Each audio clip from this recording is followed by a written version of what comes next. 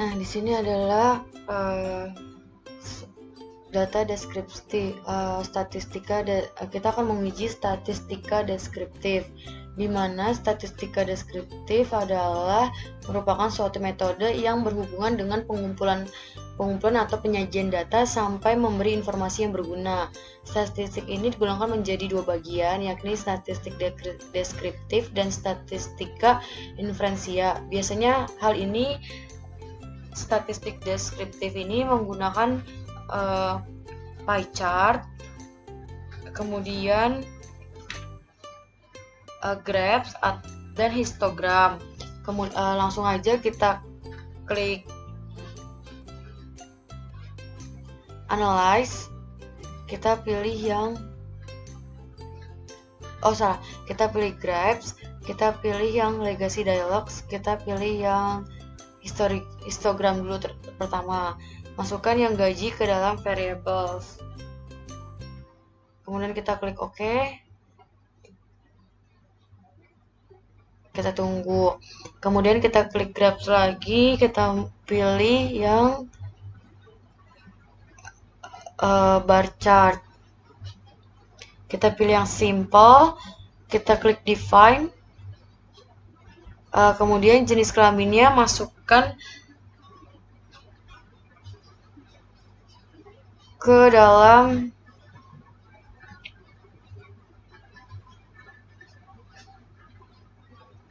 kategoris axis. Kemudian OK.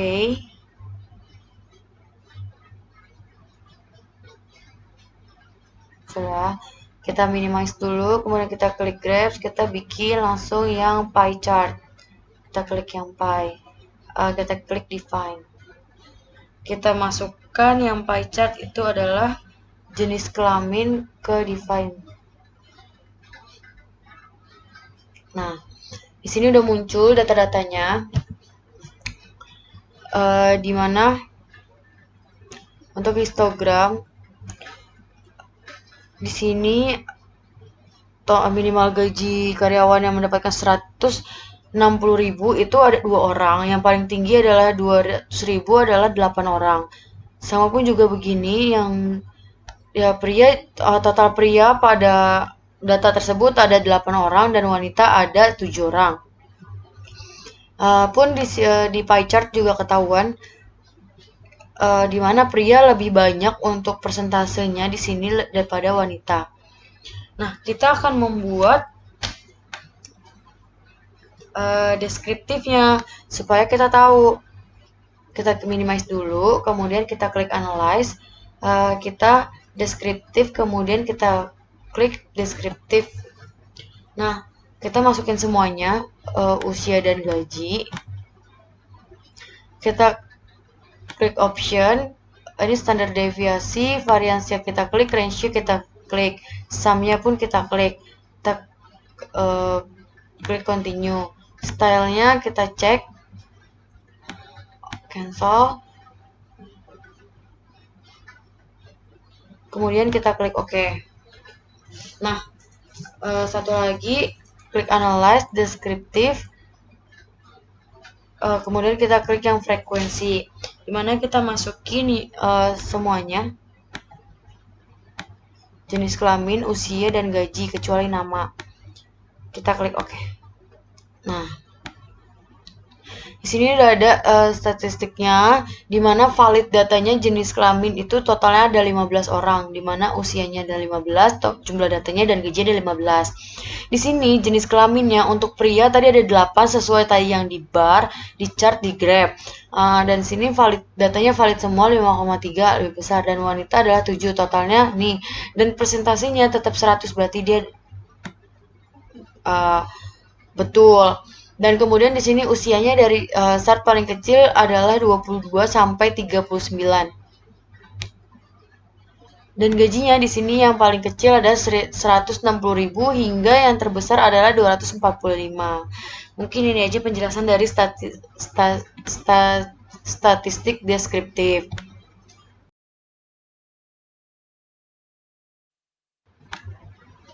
Nah, di sini kita akan melanjutkan tentang uji normalitas, di mana uji normalitas adalah adalah sebuah uji yang dilakukan dengan tujuan untuk menilai sebaran data pada kelompok data atau variabel. Apakah sebaran data tersebut berdistribusi normal atau tidak? Uji normalitas berguna untuk menentukan data yang telah dikumpulkan berdistribusi normal atau diambil dari populasi normal. Nah, di sini kita langsung saja kita mau bikin data histogram sama pp-plot. Di sini kita buat total-totalnya terlebih dahulu. Di sini saya sudah bikin total B dan total M untuk mempercepat waktu. Selanjutnya untuk membuat total W, kita klik transform, compute variables. Ini pastikan function groupnya itu all dan function and special variablesnya sum. Kemudian kita klik data yang W. Ini ganti namanya mengganti data W, total W.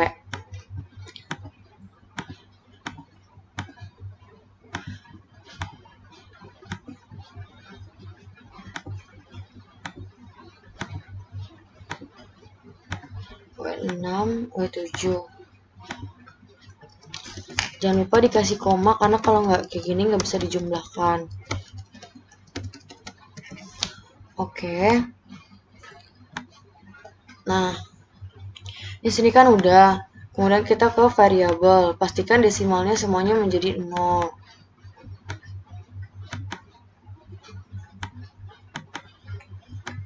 Nah, di sini nilai nominal total diganti scale dan total ininya juga diganti scale. Nah, di labelnya untuk total B kita ganti menjadi kemandirian belajar.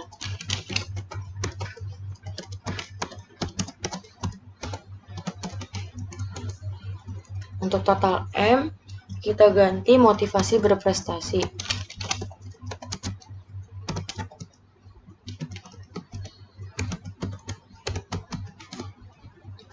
Total W kita ganti prestasi praktikum.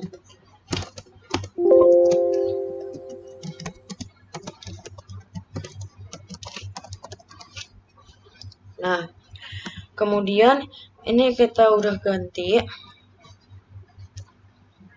Semuanya udah ada total-totalnya. Kita klik analyze. Kemudian kita pilih regresi. Regression, kita klik yang linear. Nah, untuk yang kemandirian belajar, untuk yang prestasi praktikum kita masukkan ke dependen. Kalau yang kemandirian belajar kita masukin independen dan motivasi berprestasi kita masukin independen. Statistiknya udah ya, ini udah bener ya, regresinya kita pakai yang estimate sama model fit. Kemudian plotsnya kita pakai yang histogram sama normal probability plot atau diagram pp-plot. Nah, save-nya kita pakai residualnya yang unstandarized.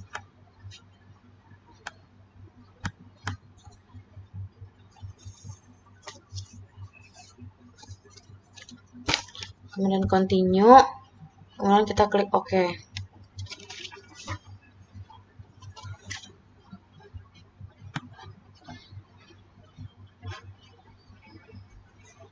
Nah, kemudian kita bikin yang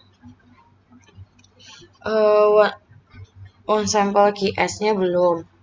Kita klik analyze, kemudian non parametric.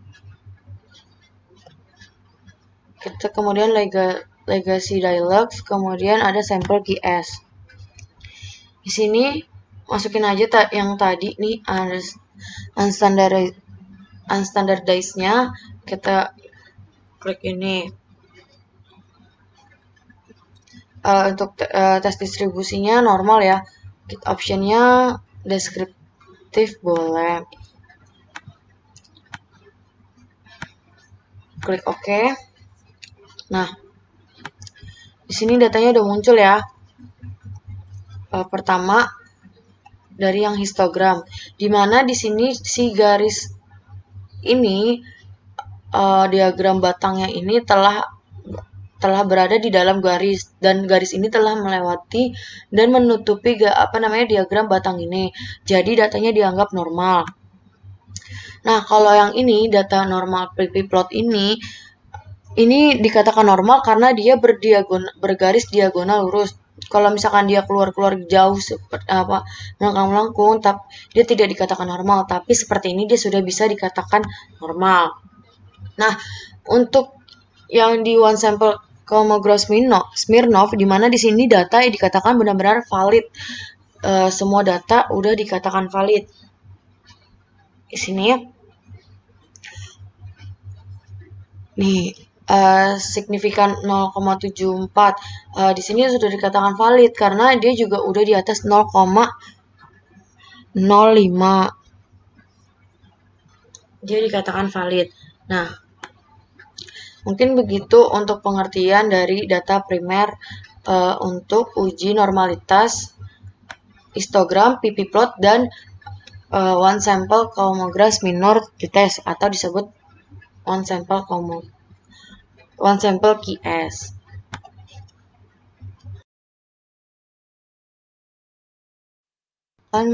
Di sini saya akan menjelaskan tentang data primer. Data primer adalah data pertama kali yang dikumpulkan oleh peneliti melalui upaya pengambilan data di lapangan secara langsung.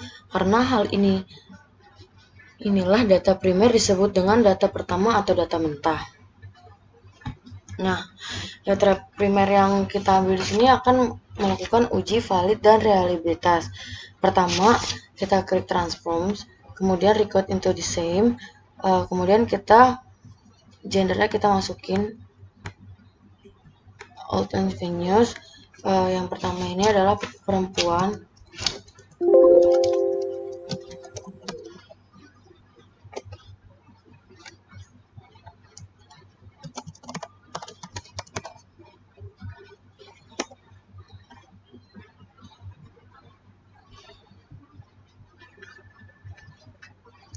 Kita minimize, kita kemudian record into the same lagi, kemudian gendernya kita ubah, kelasnya kita masukin. Kelasnya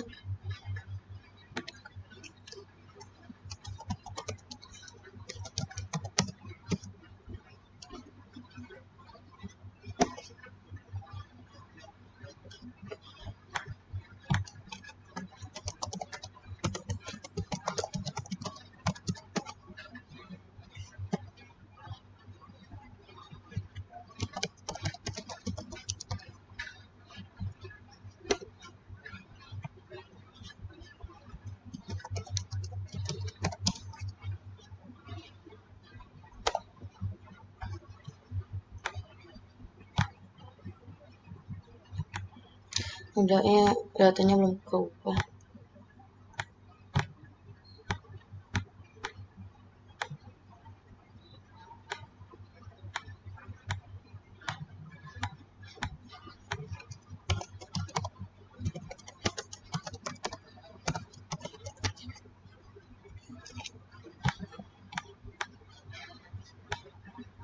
Udah. Kemudian kita ke values. Di sini desimal pastikan juga tetap 0 ya. Di sini kita ganti values-nya untuk yang gender. Yang pertama tadi kan ada perempuan.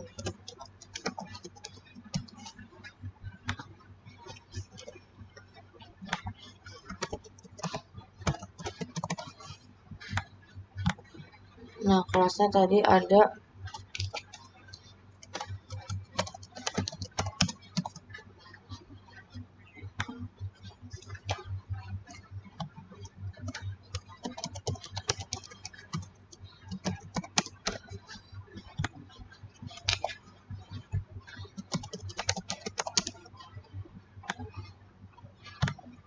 Oke, semuanya karena sudah keganti, langsung aja kita analisis datanya. Kita klik analyze, kemudian scale, kemudian reliabilitas analisis.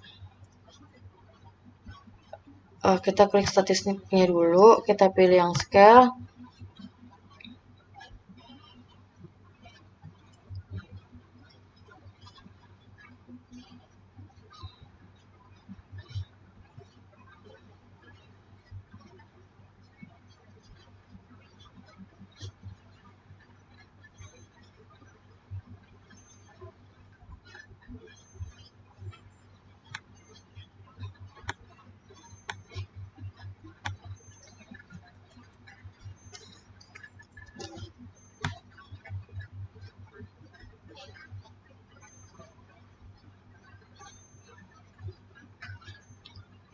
statistiknya kita pilih yang scale.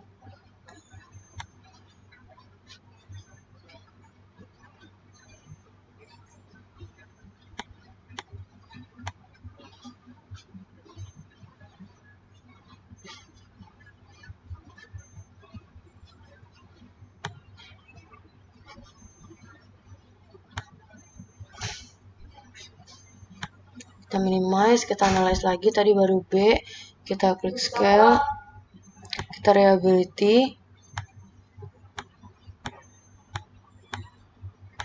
kemudian kita masukin nanti yang M.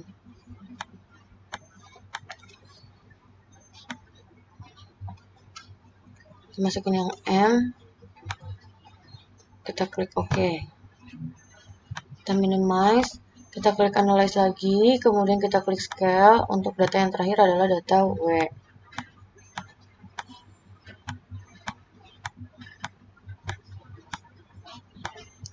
Nah,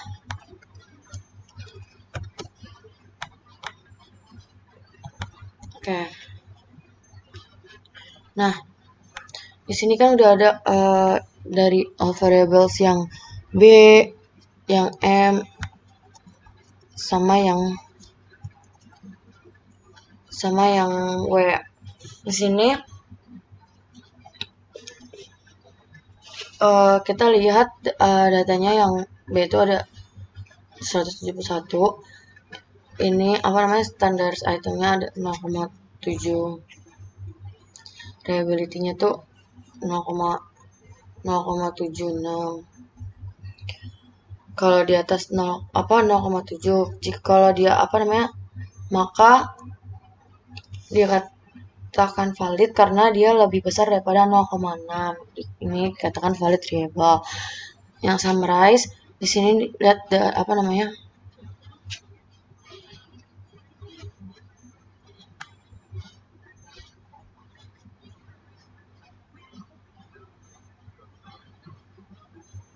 sama ya, semuanya seperti ini, lebih dari 0,6, jadi datanya dianggap valid.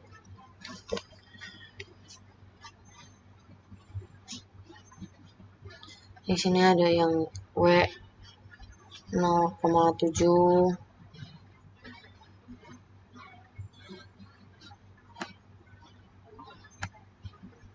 Yang lainnya juga 0,8, yang B, yang M. Jadi datanya semuanya valid.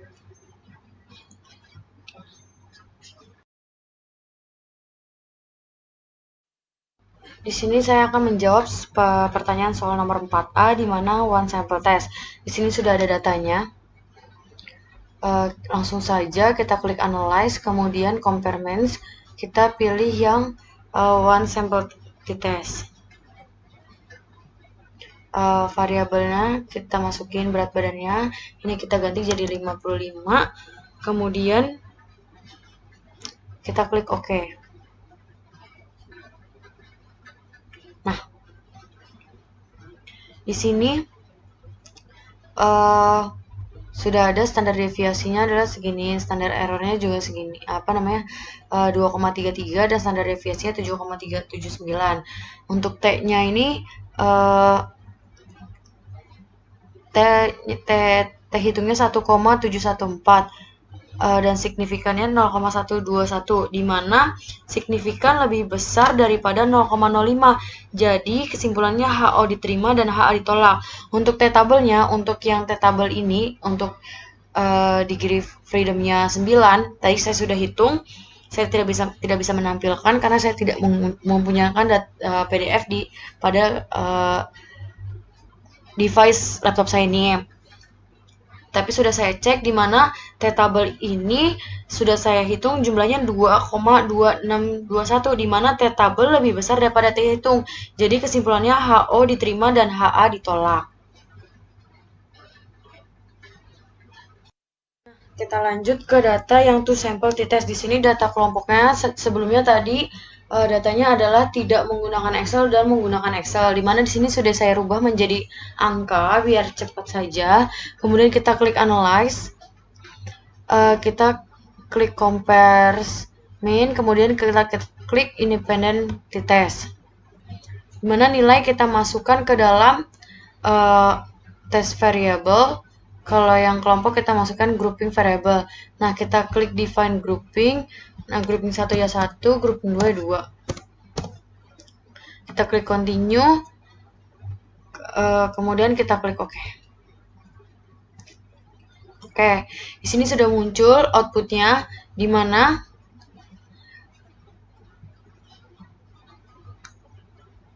standar deviasinya untuk tidak menggunakan Excel 7,658, menggunakan Excel ada 6,6. Nah, di sini kan udah ada signifikannya adalah 0,05, di mana 0,05 lebih besar daripada 0,05. Jadi HO ditolak dan HA diterima. Di sini tabelnya adalah 2,41, di mana T hitung lebih besar daripada T tabel. Tadi saya dapat T tabel 2,04.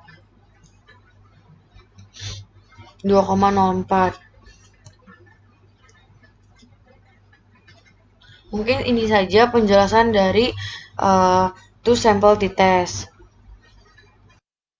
Nah, di mana di sini adalah data parent sample t-test yang akan kita uji. Data parent sample t-test. Kita di sini kan datanya sudah berupa angka, jadi kita tidak perlu repot-repot mengubahnya dari data yang berupa huruf menjadi berupa angka. Langsung saja kita klik analyze, compare mean, kemudian independent sample t-test. Maaf salah. Kita klik analyze, kita compare mean, kita klik parent sample t-test. Dimana yang berat badan sebelum kita masukkan ke variabel 1, yang sudah kita masukkan ke variabel 2. Kita klik OK. Nah, sudah muncul.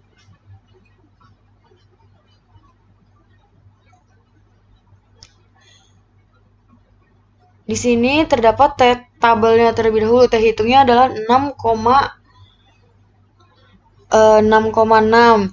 Tadi saya sudah cek di tabel itu adalah sebesar 2,13. Jadi kesimpulannya adalah T hitung lebih besar daripada T tabel. Artinya HO ditolak dan HA diterima. Di sini signifikannya 0,0. Jadi H0 ditolak dan HA diterima.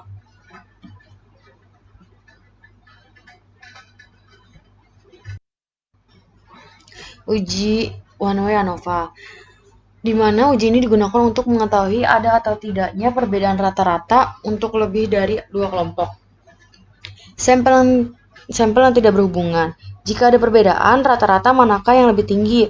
Ada data yang digunakan biasanya berskala interval atau rasio. Di sini datanya sudah saya rubah. Valuesnya sudah saya ganti menjadi obat X, obat Y, dan obat Z. Nih, di sini nih.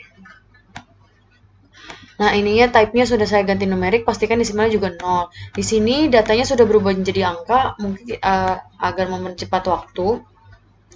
Kita klik langsung aja, kita klik analyze, kita klik compare means, kemudian one way ANOVA. Di sini dependennya kita udah masukin ke tekanan darah, vektornya kita masukkan kita masukin kelompok pasien. Kemudian kita klik post hoc, kita klik Bonferroni sama 2K. Ini tetap 0,05. Kemudian kita klik option, kita pilih descriptive sama homogeneity of variant test. Kita klik continue, kemudian OK. Nah, di sini muncullah data one way dari ANOVA, uji ANOVA-nya. Dimana di sini sudah ada nilai maksimum minimum manual standar deviasi dari obat X, obat Y, obat Z. Nah, di sini test of homogeneity-nya of variance-nya adalah di sini signifikannya lebih dari 0,05. Maka variance-nya sama, jadi homogeneity, di mana HO ditolak dan HA diterima.